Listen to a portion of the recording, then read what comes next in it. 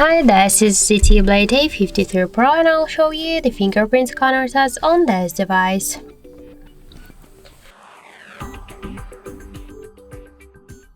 So I just set up my fingerprint to the scanner on the back side of our phone, and now I'll make a couple of tries to unlock the device with my fingerprint, and we'll see how fast this feature is and does it works. So let's start.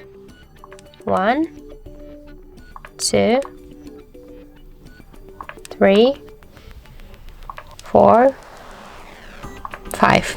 So as we can see, the fingerprint scanner works here fast and correct, and we just unlocked the device successfully.